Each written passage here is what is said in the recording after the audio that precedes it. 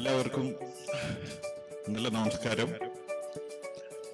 ആദ്യമായി സാർവ ദേശീയ സാഹിത്യോത്സവത്തിൽ സാഹിത്യ അക്കാദമി സംഘടിപ്പിക്കുന്ന ഈ സാഹിത്യോത്സവത്തില് ഇങ്ങനെ ഒരു സെഷൻ വെച്ച് പ്രവാസികളായ എഴുത്തുകാരെ കൂടി ഉൾപ്പെടുത്തിയതിൽ ഞങ്ങളുടെ എല്ലാവരുടെയും നന്ദി അറിയിക്കുന്നു.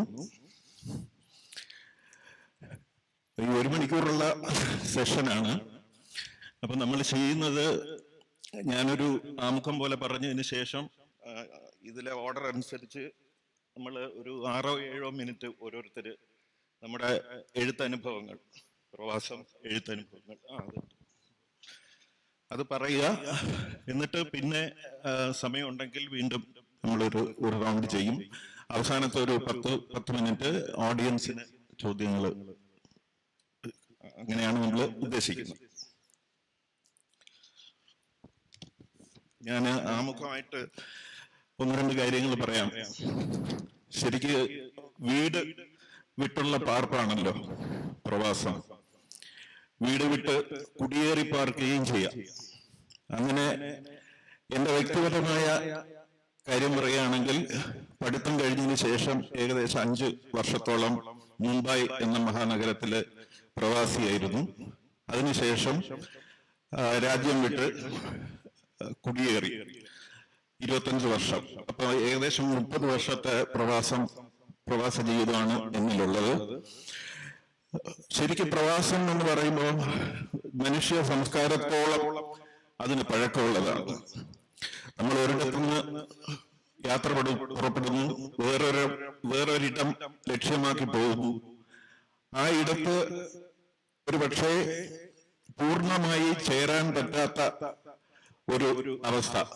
അങ്ങനെ തുടങ്ങിയ ഇടം, ചെന്നെത്തിയ ഇടം, ഇതിന്റെ ഇടയിലുള്ള ഒരു 3-ാം ഇടത്താണ് പ്രവാസി എന്ന് പറയും. എന്റെ അഭിപ്രായത്തിൽ ഈ 3-ാം ഇടം അവകാശപ്പെടാവുന്നത് ആദ്യ തലമുറ, അതായത് ഇവിടെ ഇരിക്കുന്ന നമ്മളെല്ലാം പ്രവാസത്തിലെ ആദ്യ തലമുറയാണ്. ആ ആദ്യ തലമുറയ്ക്ക് മാത്രമാണ് ഇത്തരം ഒരു 3-ാം ഇടം എന്ന് പറയുന്നത്.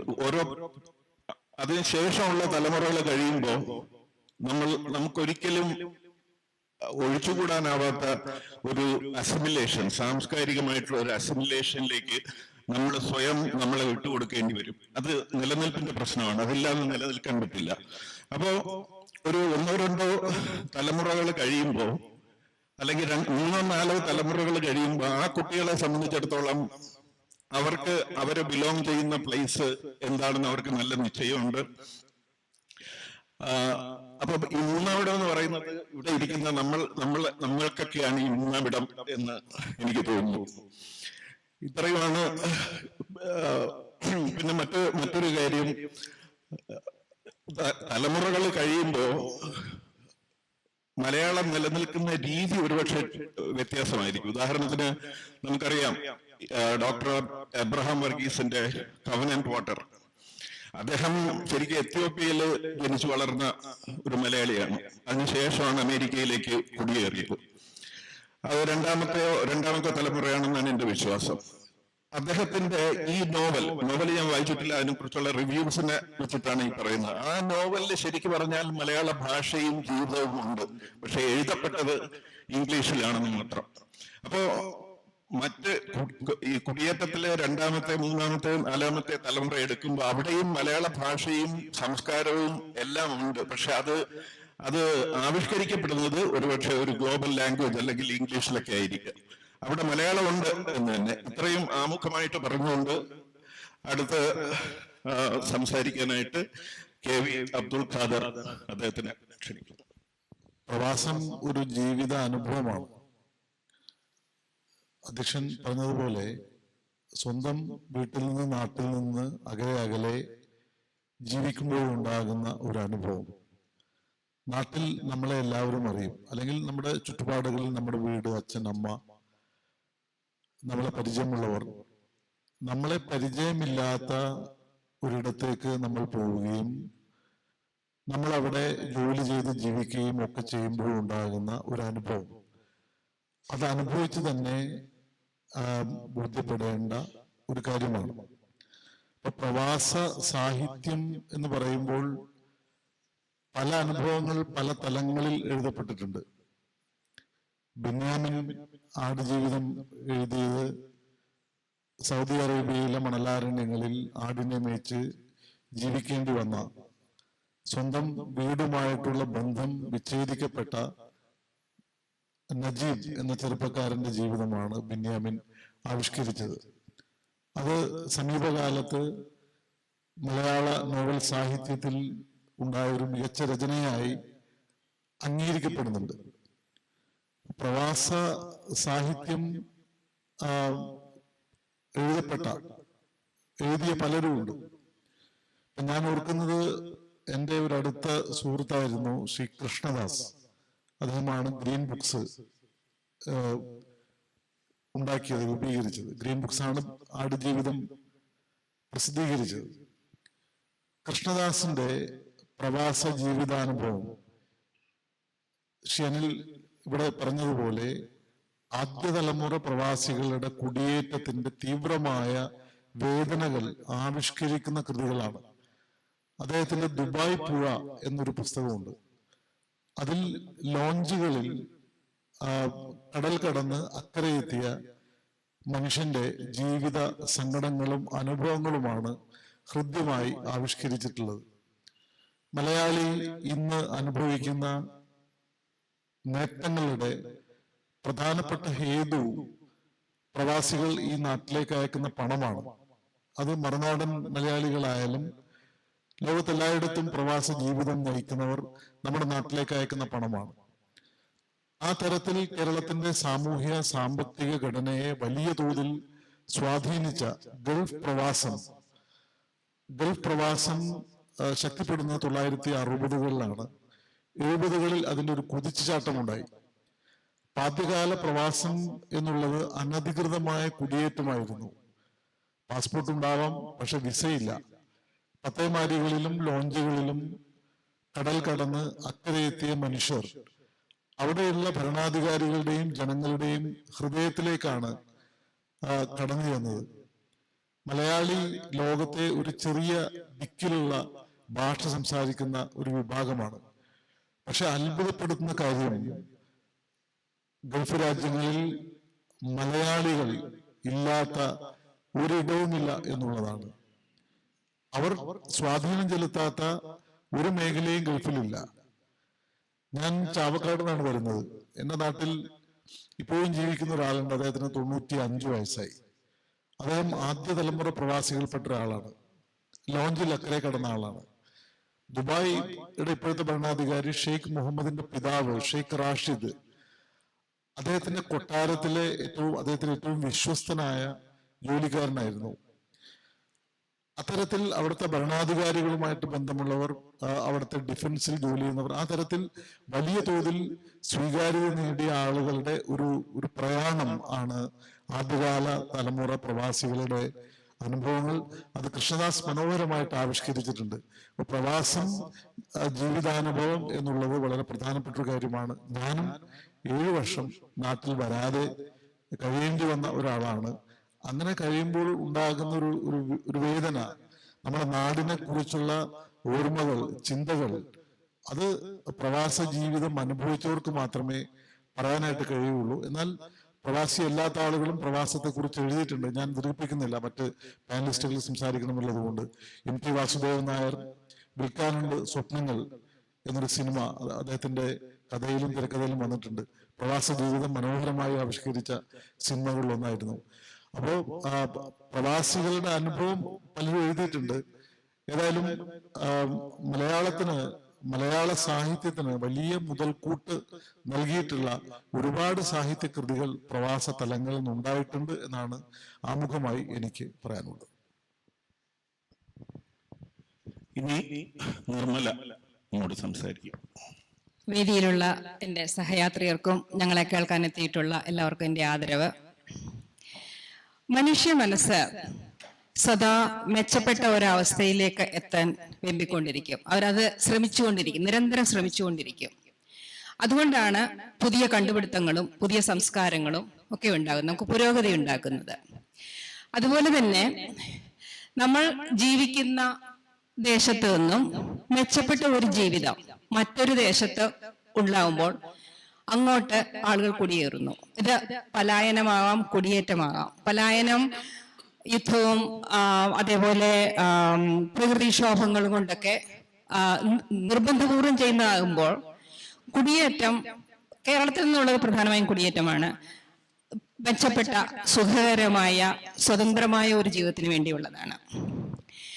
അങ്ങനെ കേരളത്തിൽ നിന്നും കുടിയേറിയവരാണ് യൂറോപ്പിലേക്കും അമേരിക്കയിലേക്കും ആദ്യമായി പോയ 60കളിലും 70കളിലുമായിരുന്നു ആദ്യത്തെ കുടിയേറ്റം.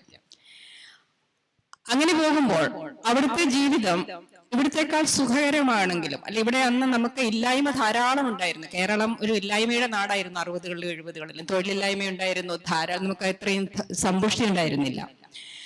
അപ്പൊ എത്തപ്പെട്ട രാജ്യത്തെ കുറിച്ച് അവർക്കൊന്നും അറിയുമായിരുന്നില്ല. ഇന്നത്തെ കാലമല്ല അന്ന്. എനിക്കറിയില്ല, ഇതൊന്നും ഒരിക്കലും പക്ഷേ എസ് കെ പൊറ്റക്കാടിന്റെ യാത്രാ വിവരങ്ങൾക്ക് അപ്പുറത്തേക്ക് ഒന്നും അറിയാത്ത ഒരു കാലത്താണ് അവര് പോകുന്നത്. അവിടുത്തെ സമ്പത്തുണ്ടെങ്കിലും ജീവിതം സുഖകരമാണെങ്കിലും നേരത്തെ അനിലാൽ സൂചിപ്പിച്ചതുപോലെ തികച്ചും വ്യത്യസ്തവും വിഭിന്നവുമായ ഒരു സമൂഹത്തും അതേപോലെ നമ്മൾ പഠിച്ചിട്ടുള്ളതും ശീലിച്ചിട്ടുള്ളതുമായ മൂല്യബോധങ്ങളിൽ നിന്നും അങ്ങേയറ്റം വ്യത്യസ്തമായിട്ടുള്ളതാണ് പാശ്ചാത്യ രാജ്യത്തേത്. അപ്പൊ അതൊരു ജീവിതം അവർക്കൊരു നിരന്തര സമരമാണ് ആ സമയത്ത്. അവർക്കതിന് ആവശ്യമായ ഒരു സപ്പോർട്ടോ ഒന്നും കിട്ടുന്നില്ല. കേരളത്തിലുള്ളവർ കാണുന്നത് പുറത്തുപോയവർ എന്നാണ്.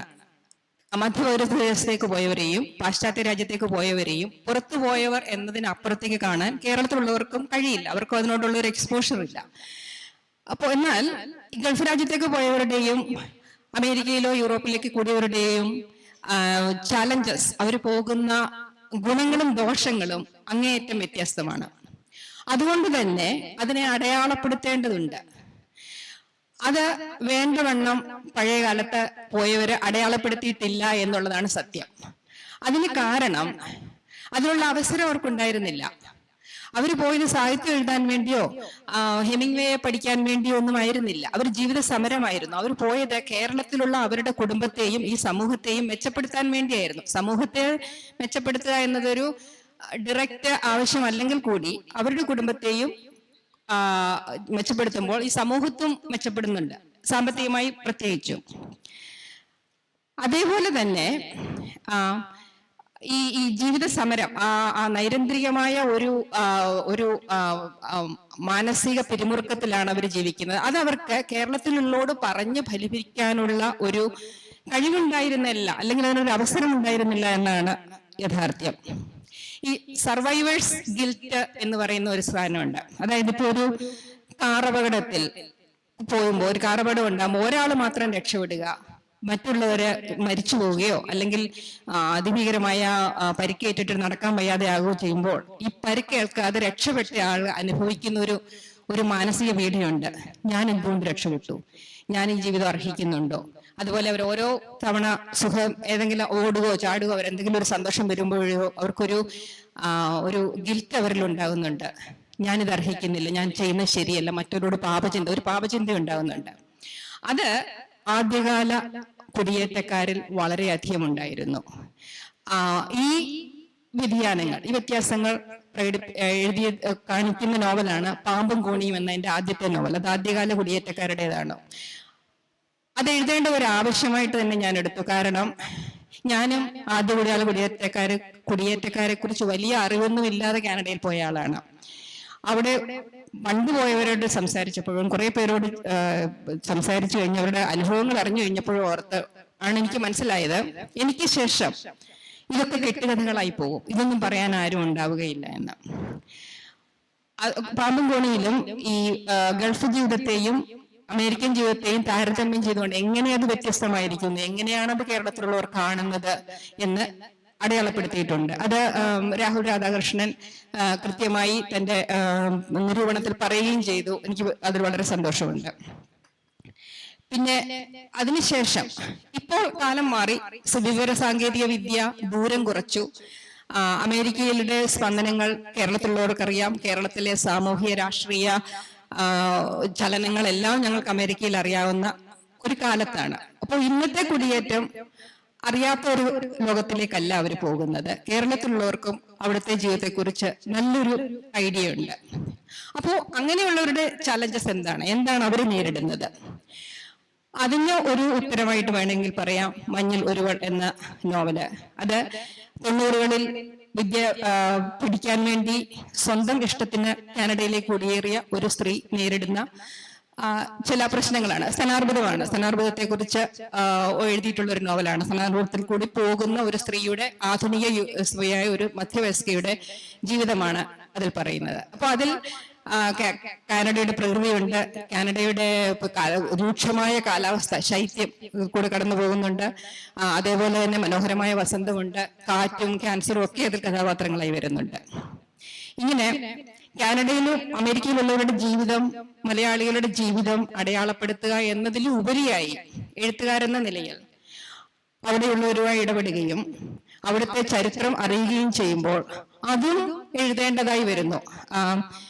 ആന്തരിക ക്ഷോഭത്തിൽ നിന്നാണ് കഥകൾ ഉണ്ടാകുന്നതെന്ന് കെ രാമനുണ്ണി മാഷ് ഒരിക്കൽ പറഞ്ഞിട്ടുണ്ട്. എനിക്ക് തോന്നുന്നത് അത് ഏറ്റവും നല്ല ഒരു ഡെഫിനിഷനാണ് എങ്ങനെയാണ് കഥയുണ്ടാകുന്നത് എന്ന് പറയുന്നത്. ഞാൻ ഒരു ഉദാഹരണം കൂടി പറഞ്ഞിട്ട് സമയാതിക്രമിച്ചില്ലെന്ന് നിർത്താം. അബു ഗ്രായിബ് എന്ന ഒരു കഥ ഞാൻ എഴുതിയിട്ടുണ്ട്. അത് അമേരിക്കയിൽ, നിങ്ങൾക്ക് എല്ലാവർക്കും അറിയാവുന്ന അബു ഗ്രായിബിൽ എന്ന ജയിലിൽ അമേരിക്കൻ പട്ടാളം ചെയ്തു കൂട്ടിയ ക്രൂരതകൾ. അമേരിക്കയുടെ സുരക്ഷിതത്വത്തിൽ കഴിയുമ്പോഴും അമേരിക്ക ചെയ്യുന്നത് ശരിയല്ലെങ്കിൽ അവിടുത്തെ പട്ടാളക്കാരുടെ ക്രൂരത കുറിച്ച് എഴുതാൻ നമുക്ക് കഴിയണം.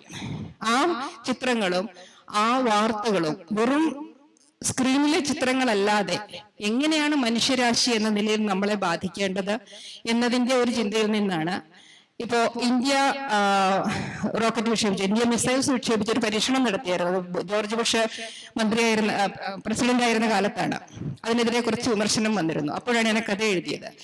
ആ ഒരു പേരിൽ ഇന്ത്യ ലോക സമാധാനത്തിന് എതിരാണ് എന്ന് പറഞ്ഞ് സദാം ഹുസൈനെ പുറത്താക്കിയതുപോലെ തന്നെ അമേരിക്കൻ പട്ടാളം എറണാകുളത്ത് വന്നിറങ്ങിയാൽ അബുഗ്രാബ് ജയിലിൽ നടന്ന അതേ ക്രൂരതകൾ നമ്മൾക്ക് വേണ്ടപ്പെട്ടവരോട് ചെയ്താൽ എന്തായിരിക്കും ഇവിടെ സംഭവിക്കുന്നത് എന്ന്, എന്തായിരിക്കും അതിന്റെ അനന്തരഫലം എന്നുള്ള ഒരു കാഴ്ചയാണ് അബു ഗ്രായിബ് എന്ന കഥ. മറ്റൊന്ന് ജോൺ എ മെക്ഡൊണാൾഡ് കാനഡയുടെ ആദ്യത്തെ പ്രധാനമന്ത്രിയാണ്. രാഷ്ട്രപിതാവ് എന്ന് വിളിക്കാൻ യോഗ്യനാണെന്ന് വിശ്വസിച്ചിരുന്ന ആളാണ് അദ്ദേഹമാണ്. ഞങ്ങളുടെ കാനഡ പസഫിക് മുതൽ അറ്റ്ലാന്റിക് വരെ നീണ്ടുകിടക്കുന്ന ഒരു രാജ്യമാണ്. അതിൽ അങ്ങേയറ്റത്തെ ബ്രിട്ടീഷ് കൊളംബിയയായി മറ്റ് സംസ്ഥാനങ്ങളിൽ നിന്നും വേർതിരിച്ച ഒരു വലിയ മലയുണ്ട്, റോക്കി മൗണ്ടൻസ്. അത് തുരന്ന് ഒരു റെയിൽപാത ഉണ്ടാക്കുക എന്നായിരുന്നു അദ്ദേഹത്തിന് കിട്ടിയ നിയോഗം. അപ്പൊ കാനഡയിലെ ലേബറിന് ആള് കുറവാണ്. അപ്പൊ അദ്ദേഹം ചെയ്തത് എന്താന്ന് വെച്ചാല് ചൈനയിൽ നിന്നും ആളുകളെ ഇറക്കുമതി ചെയ്തു. ആളുകളെ വെച്ചാൽ യുവാക്കളെ പണി ചെയ്യാൻ വേണ്ടി ഇറക്കുമതി ചെയ്തു. അവരുടെ ശമ്പളം ഒരു ദിവസം $1 ആയിരുന്നപ്പോൾ മറ്റു രാജ്യത്തു നിന്നും വന്നവരുടെ ശമ്പളം $3 ആയിരുന്നു. അവർ കുഴി കുഴിച്ച് അതിലാണ് താമസിച്ചിരുന്നത്. അതികഠിനമായ തണുപ്പത്ത് ലക്ഷക്കണക്കിന് ചൈനക്കാരാണ് മരിച്ചുപോയത്. അവർക്ക് വോട്ടവകാശം കൊടുത്തിരുന്നില്ല. അത് തന്നെയല്ല, അവരെ സ്വന്തം രാജ്യത്ത് നിന്ന് ഒരാളെ സ്പോൺസർ ചെയ്ത് കൊണ്ടുവരണമെങ്കിൽ, അവരെ അവിടെ പ്രചരണം നടക്കാതിരിക്കാൻ വേണ്ടി ഒരാളെ കൊണ്ടുവരണമെങ്കിൽ $500 തലക്കരം ചെലവല്ല, ഗവൺമെന്റിന് $500 കൊടുത്താൽ മാത്രമേ ഒരാളെ കൊണ്ടുവരാൻ പറ്റൂ എന്ന് പറഞ്ഞു. ഈ $1 കൂലിയിൽ ജീവിക്കുന്ന ആള്, ഒരു ദിവസം കിട്ടുന്ന ആളുകൾ, അത് അസാധ്യമാണ്. ഇങ്ങനെ ഒരുപാട് ക്രൂരതകൾ അതിന്റെ അനന്തരഫലമായിട്ടുണ്ടായിരുന്നു. അപ്പൊ കാനഡ ഗവൺമെന്റ് അതിന് മാപ്പ് പറഞ്ഞു. അപ്പോഴാണ് ഞാൻ ചരിത്രമെല്ലാം വായിക്കുന്നത്. ഞങ്ങളുടെ സ്കൂളിനടുത്ത് ജോൺ എ മെക്ഡൊണാൾഡ് എന്ന പേരിൽ ഒരു സ്കൂളുണ്ട്. അപ്പൊ ആ സ്കൂളിലെ ഒരു വിദ്യാർത്ഥികൾക്ക് ജോൺ എ മെക്ഡൊണാൾഡിനെ കുറിച്ചൊരു പ്രബന്ധം എഴുതാൻ കൊടുക്കുമ്പോൾ ചൈനീസ് വംശജയായ ഒരു കുട്ടിയുടെ കണ്ണിൽ കൂടി ജോൺ എ മെക്ഡൊണാൾഡ് കാണുന്ന ഒരു കഥ ഞാൻ സങ്കല്പിച്ചെഴുതി. അതേവരെ ജോൺ എ മെക്ഡൊണാൾഡ് ഞങ്ങളുടെ വലിയ ആരാധപാത്രമായിരുന്നു. അത് മലയാളത്തിലായതുകൊണ്ട് എനിക്ക് കല്ലേറൊന്നും കിട്ടിയിരുന്നില്ല. അത് ഇംഗ്ലീഷിലായിരുന്നു, കാനഡയിലായിരുന്നു അച്ചടിച്ച് വന്നത്. ഒരുപക്ഷെ എനിക്ക് അതിനെതിരെ കാനഡിയൻസ് പ്രതിഷേധം പ്രകടിപ്പിച്ചത്. കാരണം നമ്മുടെ ഗാന്ധിയാണ് അവരുടെ ജോൺ എ മെക്ഡൊണാൾഡ്. അദ്ദേഹം $10 നോട്ടിന്റെ പുറത്തുള്ള $10 നോട്ടിന് പുറത്തുള്ളതാണ്. എന്തായാലും ഈ അടുത്ത കാലത്ത് അദ്ദേഹത്തിന് ത്തിന്റെ ക്രൂരതകൾ, പ്രത്യേകിച്ചും അവിടുത്തെ തദ്ദേശീയരോട് ചെയ്ത ക്രൂരതയ്ക്ക് ചരിത്രം പുറത്തു വന്നിട്ട് അദ്ദേഹത്തെ ആ സ്ഥാനത്ത് നിന്ന് മാറ്റി, സ്കൂളുകളുടെ പേര് മാറ്റി, പ്രതിമകൾ മാറ്റി. ഞാനിത് പറഞ്ഞത് ഇത്തരത്തിലുള്ള അന്തക്ഷോഭങ്ങൾ ഉണ്ടാകുമ്പോൾ മലയാളികളുടെ കഥ മാത്രമല്ല മറ്റ് കഥകളും നമുക്ക് പറയാൻ കഴിയണമെന്നുള്ളതാണ്. Thank you. ഇനിയും ആളുകൾ സംസാരിക്കാനുണ്ട്, അപ്പൊ സമയം നോക്കിക്കോണം. ഫ്രണ്ടില് ക്ലോക്ക് ഉണ്ട്. അടുത്ത ഷെമി. Thank you. ആദ്യത്തെ പ്രവാസി ആരാണ്, അല്ലെങ്കിൽ ആദ്യത്തെ പ്രവാസ സാഹിത്യം എന്താണ് എന്നൊരു സ്വയം ചോദ്യം ഉണ്ടായാൽ, ജന്മഭൂമിയായ സ്വർഗരാജ്യത്ത് നിന്ന് ഡിസൊബീഡിയൻസ് കാരണം പുറത്താക്കപ്പെട്ട ആദിമ മനുഷ്യനായ ആദമാണോ ആദ്യത്തെ പ്രവാസി? അങ്ങനെയെങ്കിൽ ജോൺ മിൽട്ടന്റെ പാരഡൈസ് ലോസ്റ്റ് അതാണോ ആദ്യത്തെ പ്രവാസ സാഹിത്യം? പ്രകാശത്തിന്റെ പരിധിയിൽപ്പെടുന്നതെല്ലാം കൂടി ഒരു ലോകം, അതാണല്ലോ പ്രപഞ്ചം. നമ്മൾ അതിനെ വീണ്ടും ഉപലോകങ്ങളായി തരംതിരിക്കുന്നു. അതിൽ മാനസിക വൈകാരിക തലങ്ങളുടെയും അതുപോലെ തന്നെ പ്രായോഗിക തലങ്ങളുടെയും അടിസ്ഥാനത്തിൽ തരംതിരിക്കുന്നതിൽ ഒന്ന് മാത്രമാണ് പ്രവാസ ലോകം. പ്രവാസി, അതായത് നാടുകടത്തപ്പെട്ടവൻ എന്ന അർത്ഥം വരുന്ന പ്രവാസി എന്നൊരാളെ വിശേഷിപ്പിക്കുമ്പോൾ ആരുടെ മനസ്സിലും ആദ്യം കടന്നു വരുന്ന ഒരു ചിത്രം, അവതരിക്കുന്ന ചിത്രം, നാടിനും വീടിനും വേണ്ടി ചോര നീരാക്കി അധ്വാനിക്കുന്നവൻ, നാടിന്റെ ഓർമ്മകൾ ഒരു തോളിലും പ്രിയപ്പെട്ടവരുടെ വേദനകൾ ഉത്തരവാദിത്തങ്ങളായി മറ്റേ തോളിൽ മറുതോളിലും ചുമന്ന് മറുനാട്ടിലേക്ക് പോകുന്നവനെന്നാണ്. യഥാർത്ഥത്തിൽ പ്രവാസം എന്നത് അത് മാത്രമാണോ? ആ ഒരു തരത്തിൽ മാത്രമാണോ?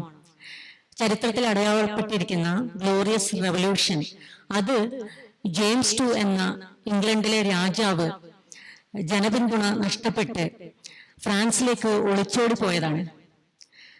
പണ്ട് പല നാടുവാഴികളും ഇങ്ങനെ ഒളിച്ചോട്ടം നടത്തി മറ്റു രാജ്യങ്ങളിൽ പോയി അവിടുത്തെ അത് പ്രവാസം അനുഭവിക്കാറുണ്ട്. അതുപോലെ തന്നെയാണ് അതിൽ ഷേക്സ്പിയറിന്റെ, അതായത് യൂണിവേഴ്സൽ ലിറ്റററി ഐക്കൺ ചാമ്പ്യനായ ഷേക്സ്പിയറിന്റെ പല ക്ലാസിക്കുകളും ഇതുപോലെ നാടുകടത്തലും അതുപോലെ ഒളിച്ചോട്ടവും പ്രത്യേകിച്ചും അങ്ങനെയുള്ള തീമുകളാണ് പ്രമേയമായിട്ടുള്ളത്. ഷേക്സ്പിയറിന്റെ തന്നെ ലാസ്റ്റ് പ്ലേ എന്ന് നമ്മൾ വിശ്വസിക്കുന്ന അല്ലെങ്കിൽ അറിയുന്ന ടെമ്പസ്റ്റ് എന്ന ഒരു ഡ്രാമയിൽ അതില് പ്രൊട്ടാഗണിസ്റ്റായ പ്രോസ്പെരോയെ നാടുകടത്തിയാണ്. അദ്ദേഹം ഒരു നാടിന്റെ ഡ്യൂക്കാണ്, അദ്ദേഹത്തെ നാടുകടത്തുന്നു. അദ്ദേഹം ആ ആൾവാസമില്ലാത്ത ദ്വീപിൽ ഇരിക്കുമ്പോഴും അദ്ദേഹത്തിന്റെ ചിന്ത മുഴുവൻ 12 വർഷക്കാലവും നാടിനെ കുറിച്ചും നാട്ടിൽ നിന്ന് ആരാണോ തന്നെ ഇങ്ങനെ നാടുകടത്തിയത് അവരോട് ഉള്ള പണിഷ്മെന്റിനുള്ള തയ്യാറെടുപ്പുകളായിട്ടാണ് ജീവിച്ചത്.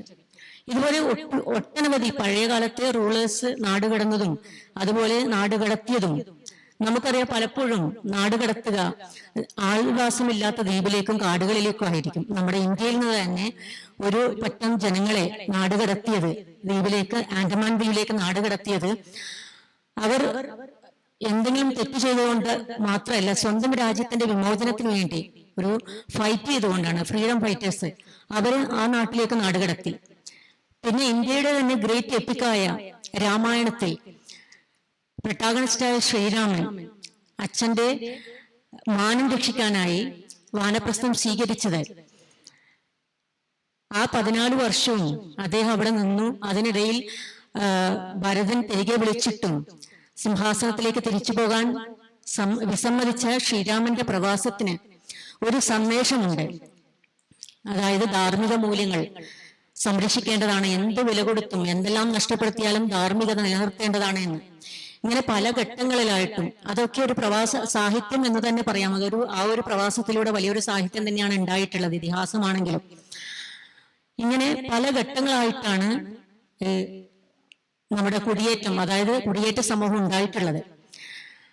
ലോകത്തിലെ ഏറ്റവും വലിയ സ്റ്റാച്യു എന്നതുപോലെ ഇന്ത്യയാണ് ഏറ്റവും വലിയ ഒരു കുടിയേറ്റ സമൂഹം ഇന്ത്യയിൽ നിന്നുമാണ് എന്നാണ് ഐക്യരാഷ്ട്രസഭയുടെ കണക്കുകൾ പറയുന്നത്. എന്നാൽ ഇത്രയും വലിയ ഒരു കുടിയേറ്റത്തിൽ നിന്ന്, അതായത് 1.5 നൂറ്റാണ്ടിലേറെ പഴക്കമുള്ള ഈ ഒരു കുടിയേറ്റവാസത്തിൽ നിന്ന് അത്രയും തന്നെ ഒരു ലോകമെമ്പാടും ഇത്രയധികം ഉണ്ടെങ്കിലും അത്രയും തന്നെ അതിനനുസൃതമായ ഒരു സാഹിത്യം ഉണ്ടാകുന്നുണ്ടോ? എനിക്ക് തോന്നുന്നില്ല.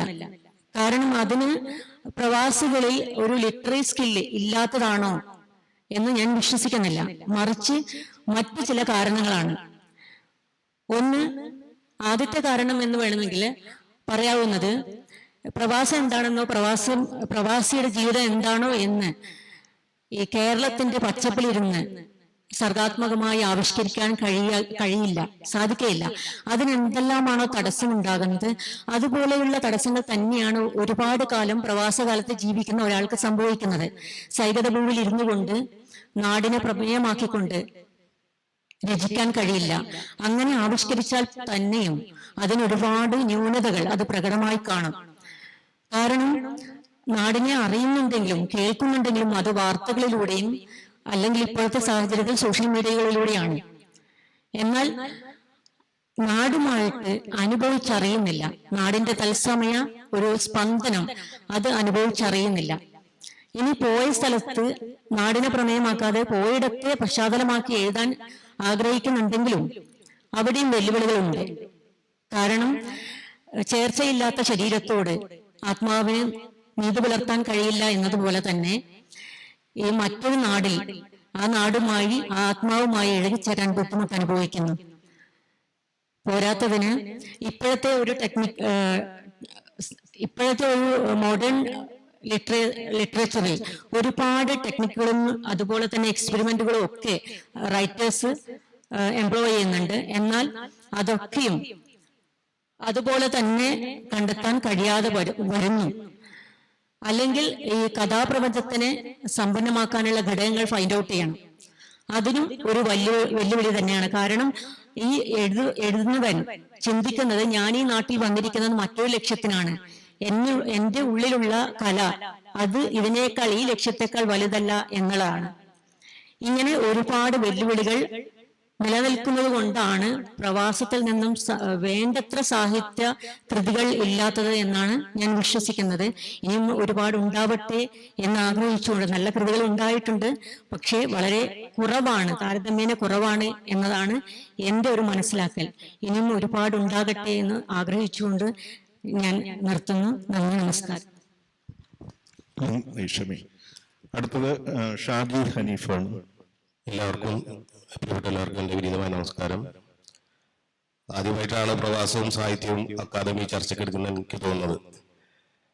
കാരണം ഏകദേശം 3/4 നൂറ്റാണ്ടാകുന്നു പ്രവാസം എന്ന് ഓമനപ്പേരിൽ നമ്മൾ വിളിക്കുന്നുണ്ടെങ്കിൽ പോലും അതൊരു തൊഴിൽ കുടിയേറ്റമാണ്. ശരിക്ക് പ്രവാസം എന്ന് പറയുന്നത് ഒരു രാജ്യത്തെ രാഷ്ട്രീയ അവസ്ഥയിൽ നിന്ന് നമ്മൾ വേറൊരു സുരക്ഷിതമായ സ്ഥലത്തേക്ക് പലായനം ചെയ്യുന്നതാണ് ശരിക്കും പ്രവാസം എന്നാണ് എനിക്ക് തോന്നുന്നത്. ഒരു 50-60 കാലഘട്ടത്തിലാണ് ആദ്യമായി കേരളത്തിൽ നിന്ന് പ്രവാസം ആരംഭിക്കുന്നത്. നേരത്തെ അബ്ദുൽ ഖാദർ സാർ പറഞ്ഞ പോലെ അതും കേരളത്തിൽ നിന്നായിരുന്നു ആദ്യകാല കുടിയേറ്റം ഉണ്ടായിരുന്നത്. പൊതുവെ അറബികള് മലയാളികൾ വിളിക്കുന്ന ഒരു പേരുണ്ട്, റഫീഖ് എന്ന്. അതിന് യഥാർത്ഥ അർത്ഥം ശരിക്കും പറയുകയാണെങ്കിൽ സഖാവ് എന്നാണ്. കാരണം റഫീഖ് സദ്ദാം ഹുസൈൻ എന്നൊക്കെ പറയാറുണ്ട്. എന്തുകൊണ്ടാന്ന് വെച്ചിട്ടുണ്ടെങ്കിൽ ഇവിടെ ഒരു കമ്മ്യൂണിസ്റ്റ് മന്ത്രിസഭ വന്നു, അത് ലോകത്ത് മൊത്തം അറിയപ്പെടുന്നുണ്ട്.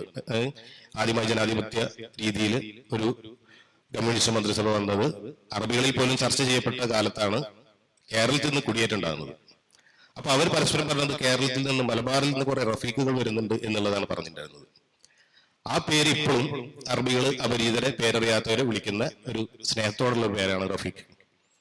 അപ്പൊ അക്കാലത്ത് ഇങ്ങനെ ലോഞ്ചുകളിൽ കയറി അറേബ്യയിലെത്തുന്ന ഈ യു എയിലുള്ള ആളുകൾക്കും പൊതുവെ പ്രവാസ സാഹിത്യം വായിച്ചവർക്കൊക്കെ അറിയുന്ന ഒരു അടയാളപ്പാറുണ്ട് കൊർഫക്കാലില്.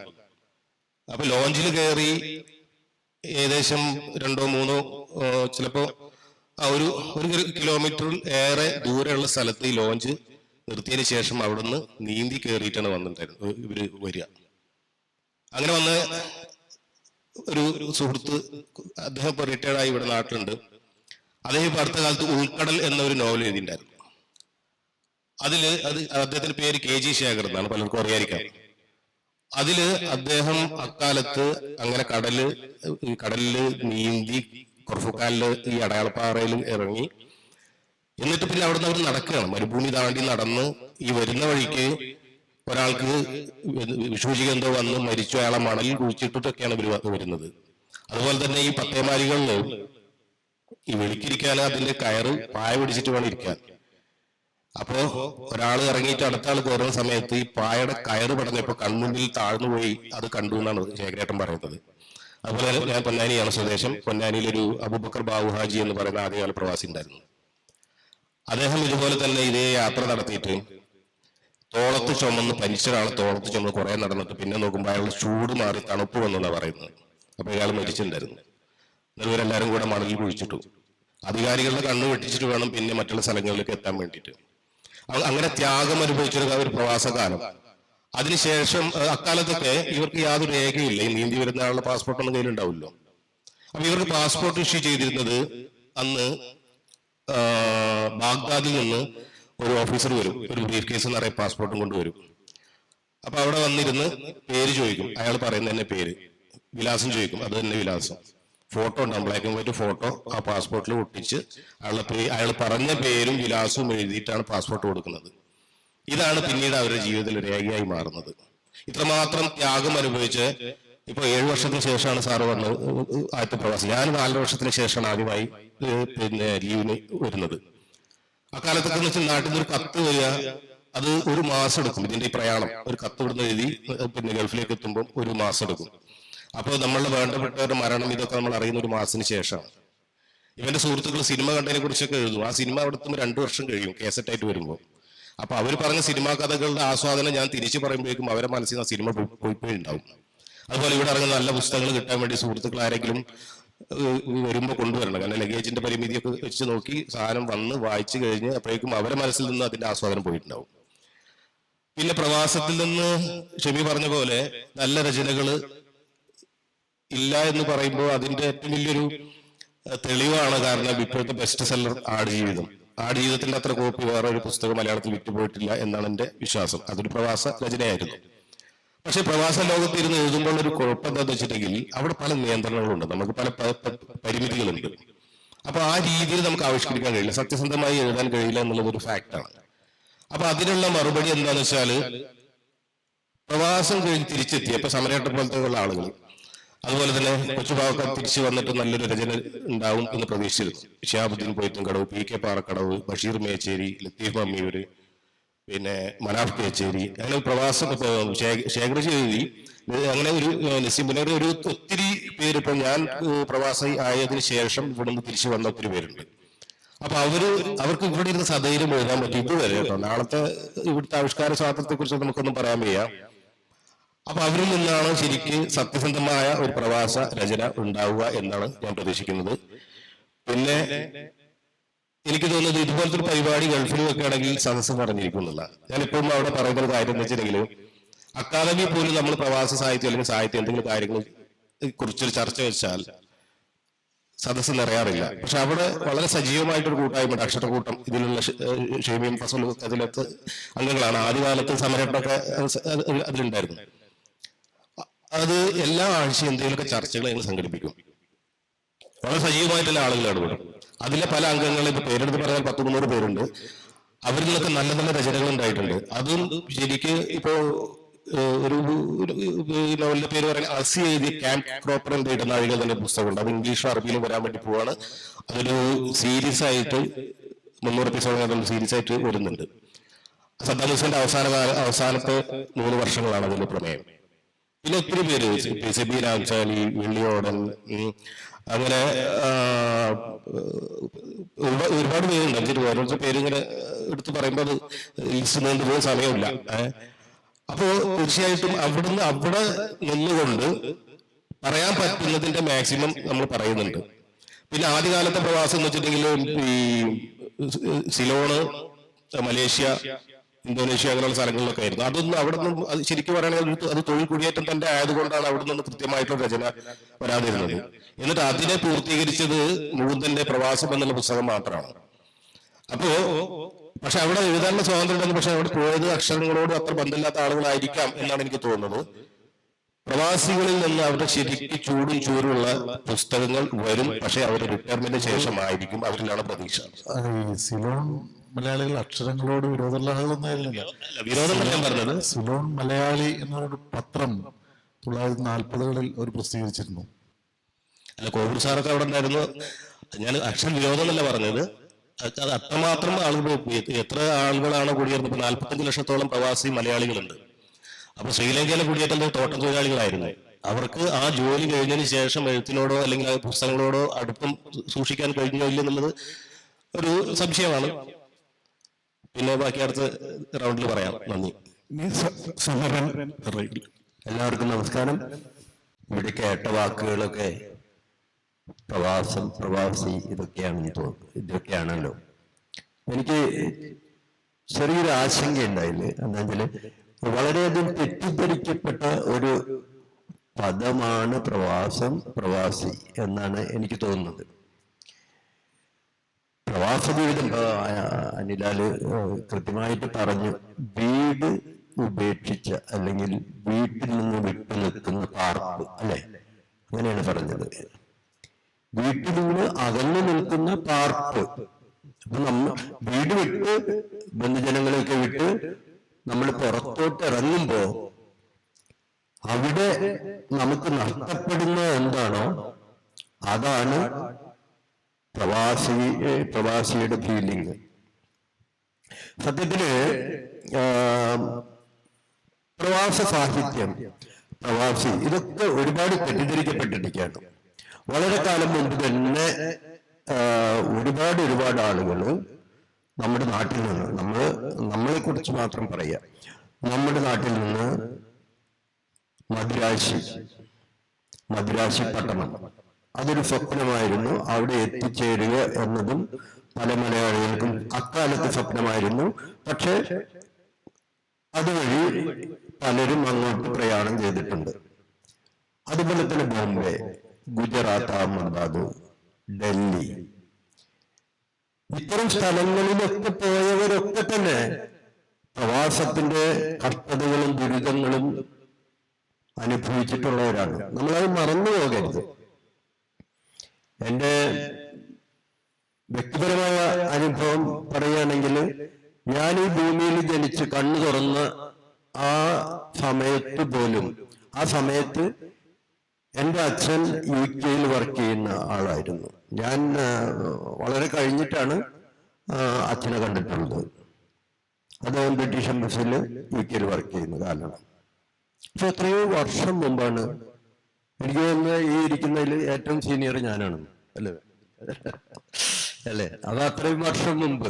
അപ്പോഴൊക്കെ ഞങ്ങളുടെ അയൽവക്കങ്ങളിൽ നിന്നൊക്കെ പലരും പല രാജ്യങ്ങളിലും വർക്ക് ചെയ്യുന്നുണ്ട്, പല ദേശങ്ങളിലും വർക്ക് ചെയ്യുന്നുണ്ട്. അപ്പോ ദേശവും ദേശാന്തരവും ഒക്കെ കടന്നു പോയിട്ടുണ്ട്. അപ്പൊ പ്രവാസികളുടെ ഭൂരേഖ വരയ്ക്കുമ്പോ നമ്മൾ ഒന്ന് മാറ്റി വരയ്ക്കണം എന്നാണ് എനിക്ക് തോന്നുന്നത്.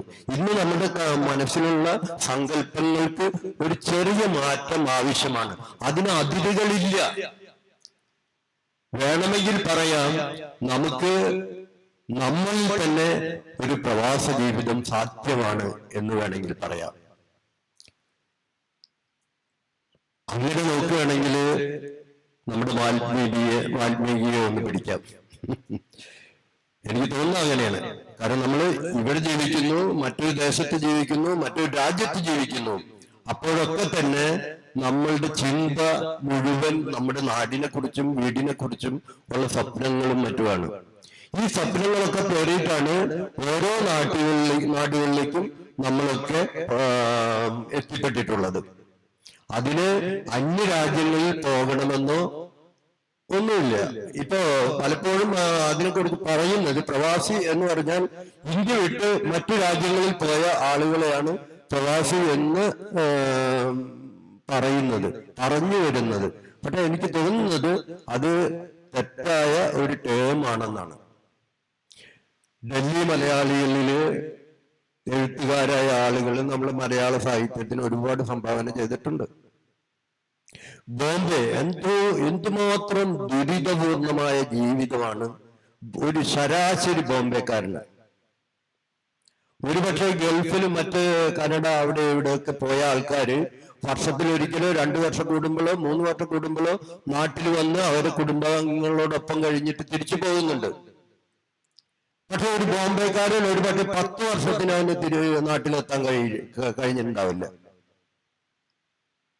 ഞാൻ ബോംബെയിൽ വർക്ക് ചെയ്തിട്ടുള്ള ആളാണ്, വടക്കേ ഇന്ത്യയിൽ വർക്ക് ചെയ്തിട്ടുള്ള ആളാണ്, പുറം രാജ്യങ്ങളിൽ വർക്ക് ചെയ്തിട്ടുള്ളതാണ്. Cyprus, Indonesia, Jakarta, UAE, Netherland, അങ്ങനെയുള്ള പല രാജ്യങ്ങളിലും വർക്ക് ചെയ്തിട്ടുള്ള ആളാണ് ഞാൻ. ഇവിടെ പറഞ്ഞു പ്രവാസികളിൽ നിന്ന് സൃഷ്ടികൾ കാര്യമായിട്ടുണ്ടാകുന്നില്ല എന്ന്. അത്ര തന്നെ ശരിയല്ല. ഇപ്പൊ അടുത്ത കാലത്താണ് മലയാളത്തിൽ ധാരാളം എഴുത്തുകാർ വന്നിട്ടുള്ളത്. മുൻകാലങ്ങളിൽ ഇത്രയധികം എഴുത്തുകാരില്ല. എനിക്ക് പലപ്പോഴും തോന്നിയിട്ടുണ്ട് ലോകത്തിലെ ഏറ്റവും കൂടുതൽ എഴുത്തുകാർ, കവികൾ, കഥാകാരന്മാരൊക്കെ ഉള്ളത് കേരളത്തിലാണ്, നമ്മുടെ കൊച്ചു കേരളത്തിലാണെന്നാണ്. അത്രയധികം എഴുത്തുകാർ നമുക്കുണ്ട്. അവരൊക്കെ ആഘോഷിക്കപ്പെടുന്നുണ്ട്.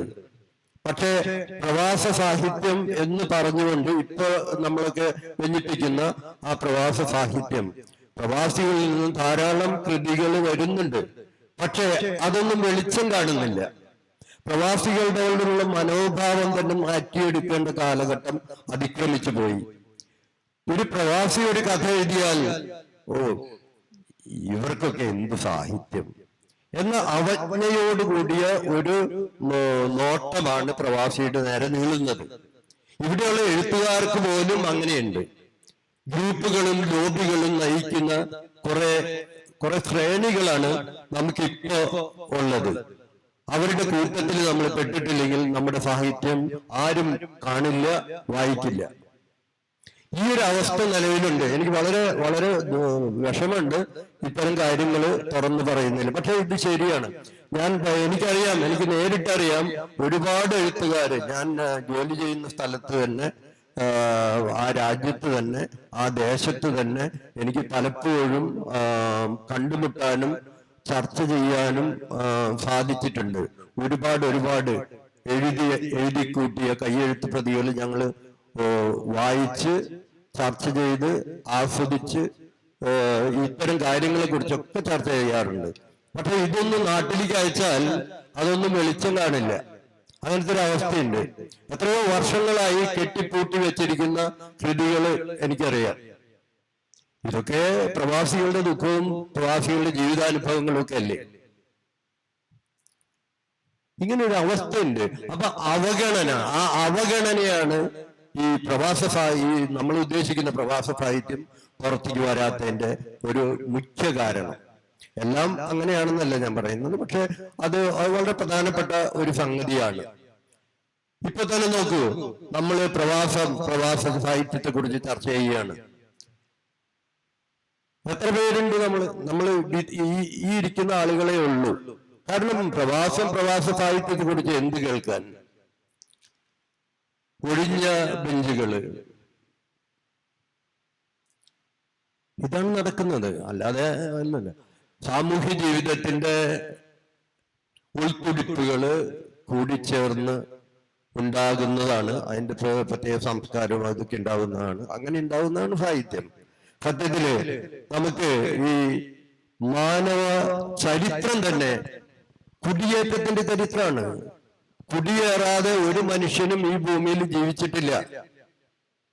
സഞ്ചാരങ്ങളിലൂടെയാണ് അവൻ അഭിവൃദ്ധി പ്രാപിച്ചത്. അവന്റെ ജീവിതം നേടിയെടുത്തത്. അവൻ ആ ജീവിതം കൈവന്നത്. രാമായണം എന്ന് പേരിട്ടിരിക്കുന്നതിന് രാമസഞ്ചാരമാണ്, ആയണമാണ്. രാമന്റെ ആയണമാണ് അത്. രാമന്റെ സഞ്ചാരമാണ്. ഒരിടത്തിരുന്നിട്ടില്ല. അവൻ ഓരോ കാര്യങ്ങൾക്കായിട്ട് സഞ്ചരിച്ചിട്ടുണ്ട്. ഇതൊക്കെ പ്രവാസമായിട്ട് നമുക്ക് കണക്കിലെടുക്കാൻ വേണമെങ്കിൽ. ഇനി മറ്റൊന്ന്, നമ്മളുടെ മനസ്സിൽ തന്നെ നമ്മൾ ഒരു പ്രവാസിയായിട്ട് ജീവിക്കും. അങ്ങനെയുള്ള സന്ദർഭങ്ങൾ പോലും ഉണ്ട്. ഒരുപക്ഷെ വാൽമീകി, അല്ലെങ്കിൽ വിക്ടർ ഹ്യൂഗോ, രാംവാൽ രാങ്, അതൊക്കെ പ്രവാസത്തിന്റെ കിരണങ്ങളാണ്. ഇങ്ങനെ ഒരുപാട് കാര്യങ്ങളുണ്ട്. പണ്ടുകാലത്ത് പ്രവാസി എന്ന് പറഞ്ഞിരുന്നത് പ്രകൃതി ദുരന്തങ്ങളെ കൊണ്ട് സ്വന്തം നാട്ടിൽ നിന്ന് ഓടിപ്പോയ, പലായനം ചെയ്ത ആളുകളെ മാത്രമാണ് പ്രവാസി എന്ന് പറഞ്ഞിരുന്നത്. പക്ഷെ ഇന്ന് അങ്ങനെയല്ല. ജീവിതായോധനത്തിന് വേണ്ടി, ജീവിതം കുറെ കൂടി മെച്ചപ്പെടുത്താൻ വേണ്ടി പുറത്തേക്ക് ഇറങ്ങുന്ന ആർക്കും പ്രവാസി എന്ന പേര് ചേരും. അങ്ങനെയൊക്കെയാണ് നമ്മൾ വിളിക്കേണ്ടത്. പക്ഷേ പലരും ഇവിടെ ധ്വനിപ്പിക്കുന്നത് ഇന്ത്യ വിട്ട് പുറത്തുപോയ അന്യ രാജ്യങ്ങളിൽ പോയ ആളുകൾ മാത്രമാണ് പ്രവാസി എന്നും, അത് കുറെ കൂടി തീവ്രമായിട്ട് വന്നപ്പോൾ ഗൾഫിന് പോയ ആളുകൾ മാത്രമാണ് പ്രവാസി എന്നും, ഗൾഫുകാർ മാത്രമാണ് ഇന്ന് പ്രവാസി. വല്ലപ്പോഴും പറയും കാനഡയും അമേരിക്കയും മറ്റൊക്കെ. അല്ലെങ്കിൽ പ്രവാസി എന്ന് പറയുന്നത് ഗൾഫുകാരനാണ്. ഗൾഫുകാരൻ എന്ത് കാര്യം? സാഹിത്യമായിട്ട് എന്ത് കാര്യം? ഗൾഫുകാരൻ അധ്വാനിച്ചുണ്ടാക്കിയ വിയർപ്പിന്റെ പല ഗോപുരങ്ങളാണ് നമ്മൾ ഇന്ന് ഈ നാട്ടിൻപുറത്ത് കാണുന്നത്, ഉയർന്നു നിൽക്കുന്നത്. കേരളീയ ജീവിതത്തിൽ വലിയ സ്വാധീനം ആ പണത്തിനുണ്ടായിട്ടുണ്ട്. പക്ഷേ അത് മാത്രം മതി നമുക്ക്. അവന്റെ മറ്റു വശങ്ങൾ വേണ്ട, അവൻ എഴുതുന്ന സാഹിത്യം വേണ്ട, എഴുത്ത് വേണ്ട, കല വേണ്ട, ചിത്രം വേണ്ട. അങ്ങനെ ഒരു മനോഭാവം നമുക്കുണ്ട്. ആ മനോഭാവം ഒന്ന് മാറണം എന്നാണ് എനിക്ക് വിനീതമായി അപേക്ഷിക്കാനുള്ളത്. പിന്നെ സാഹിത്യങ്ങളൊക്കെ ഉണ്ടായിട്ടുണ്ട്, പലരും അത് വായിക്കുന്നില്ല, പലരുടെ കയ്യിലും എത്തിപ്പെടുന്നില്ല. അതിന് ഞാൻ മുൻ പറഞ്ഞ കാരണങ്ങളാണ് ഉള്ളത്. ഷാജി ഹനീഫ് പറയുണ്ടായി, കഴിഞ്ഞു, കൂടുതൽ പറയുന്നില്ല. ഷാജി ഹനീഫ് പറയുണ്ടായി സൃഷ്ടികൾ ഉണ്ടാകുന്നില്ല എന്ന്. സൃഷ്ടികൾ ഉണ്ടാകുന്നുണ്ട്, ഞാൻ പറഞ്ഞില്ലേ, ഞാൻ കയ്യെഴുത്ത് പ്രതികൾ ധാരാളം ഓരോരുത്തരുടെയും കണ്ടു വായിച്ച് ആസ്വദിച്ച് കഴിഞ്ഞ കാലങ്ങൾ ഒരുപാടുണ്ട്. 40-40 കൊല്ലത്തിന് താഴെ ഞാൻ അന്യരാജ്യങ്ങളിൽ കഴിഞ്ഞ ആളാണ്. എനിക്ക് കൃത്യമായിട്ട് പറയാൻ കഴിയും, ഒരുപാട് ആളുകൾ എഴുതുന്നുണ്ട്. പക്ഷെ അവരെഴുതുന്നത് അവരുടെ തിരക്കുകളിൽ നിന്ന് കടം വാങ്ങി കിട്ടുന്ന കുറച്ച് സമയം ഉപയോഗിച്ചിട്ടാണ് എഴുതുന്നത്. അതിന് അതിൻ്റെതായ തീഷ്ണതയുണ്ട്. പക്ഷെ അതൊന്നും വെളിച്ചം കാണുന്നില്ല, കണ്ടിട്ടില്ല. അത് എന്തുകൊണ്ടാണെന്ന് നമ്മൾ ഗവേഷണം നടത്തേണ്ട ഒരു വിഷയമാണ്. തീർച്ചയായിട്ടും ആ മേഖലയിലേക്ക് ഒരല്പമെങ്കിലും വെളിച്ചം വീഴ്ത്തിയാൽ നമുക്ക് വലിയ സാഹിത്യങ്ങളൊക്കെ ഉണ്ടാവും. ഒരു കാര്യം കൂടി ഞാനൊന്ന് സൂചിപ്പിക്കട്ടെ. ഷാജി ഹനീഫയുടെ അറിവിനായിട്ട് ഞാൻ കുറച്ച് പുസ്തകങ്ങളൊക്കെ എഴുതിയിട്ടുണ്ട്, ഒരുപാട് വർഷങ്ങളായിട്ട്. സൈക്കിൾ മുതൽ ഇങ്ങോട്ട് എഴുതിയിട്ടുണ്ട്. ഇപ്പൊ ഏറ്റവും അടുത്ത് വംശധാര എന്നൊരു നോവലുണ്ട്.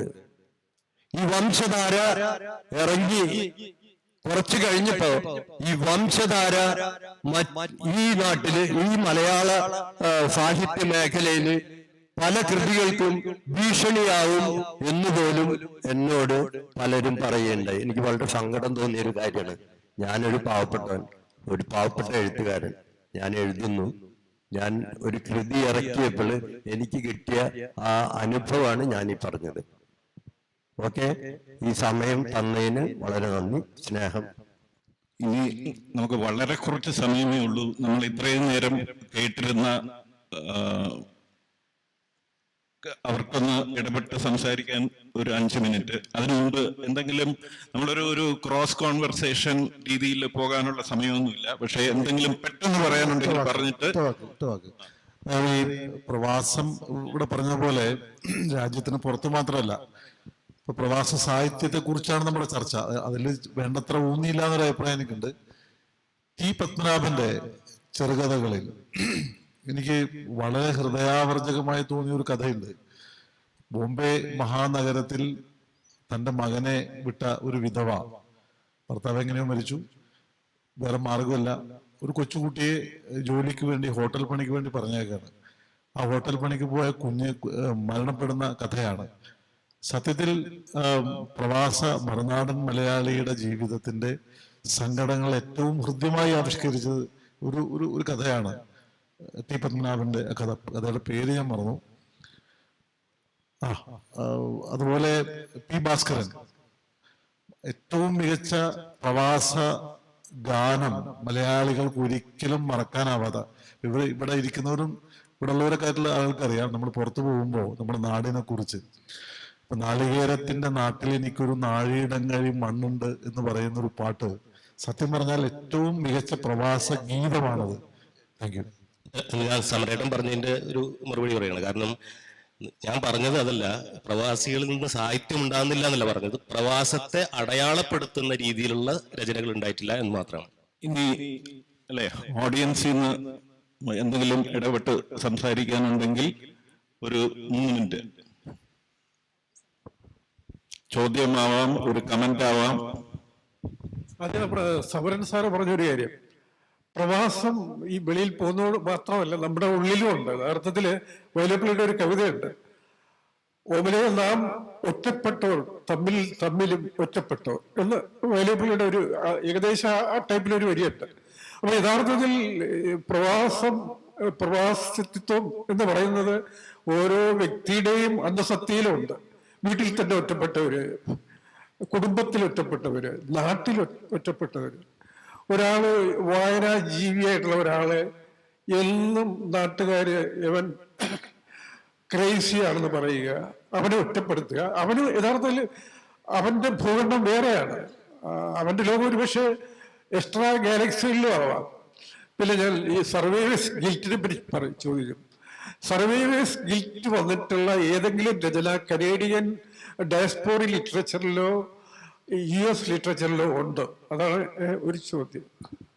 അത് എന്റെ അറിവിൽ ഞാൻ എഴുതിയിട്ടുള്ള പാമ്പും കോണിയും എന്ന നോവൽ DC ബുക്സ് ആണ് പ്രസിദ്ധീകരിച്ചത്. ഒരു 10 വർഷമായത് പുറത്തു വന്നിട്ട്. അതിന്റെ അന്തർധാരയായി അത് പറയുന്നുണ്ട്. അതിൽ കൃത്യമായി അടയാളപ്പെടുത്തിയിട്ടുള്ള ഒരു വാചകം കൃത്യമായി ഓർക്കുന്നുണ്ടെങ്കിലും ഞാൻ പറയാം. അവര് അമേരിക്കയിൽ പോയവര് ഭയങ്കര പിശുക്കരായിരുന്നു ആദ്യകാലത്ത് പോയിരുന്ന പൊതുവെ ഒരു ധാരണയാണ്. അത് ശരിയാണ്.